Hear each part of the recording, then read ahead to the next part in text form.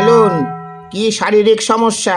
ডাক্তারবাবু, সকাল থেকে না পেটটা কন কন কন কন কন কন কন কন করেই যাচ্ছে। গতকাল রাতে কি খেয়েছিলেন? রাতের খাবারটা তো রাতে মিটেই গেছে। আজকে সকাল থেকে একটু একটু ঢুকু ঢুকু করার ইচ্ছা হচ্ছিল। হ্যাঁ? ঢুকু ঢুকু মানে?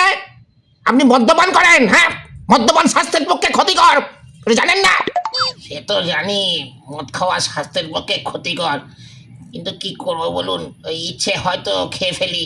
আচ্ছা। আসলে ব্যাপারটা হয়েছে ওই একটা ছোট নিপ আর কি, কিনে মুখে করে ছিপিটা খুলতে গিয়ে ছিপিটা পেটের মধ্যে চলে গেছে ডাক্তারবাবু। ছিপি পেটের ভেতরে চলে গেছে? তাহলে তো খুব বিপদ, আপনাকে তো ইমিডিয়েট অপারেশন করতে হবে। অপারেশন করতে হবে? তা কতক্ষণ লাগবে ডাক্তারবাবু? অপারেশন করে পেট থেকে ছিপি বার করতে কমসে কম তো আপনার 3 ঘন্টা সময় লাগবেই। 3 ঘন্টা লাগবে? ওরে বাপ রে বাপ! এই ততক্ষণ আমাকে এই বোতলের মধ্যে আঙুল ঢুকিয়ে থাকতে হবে? দাঁড়াও!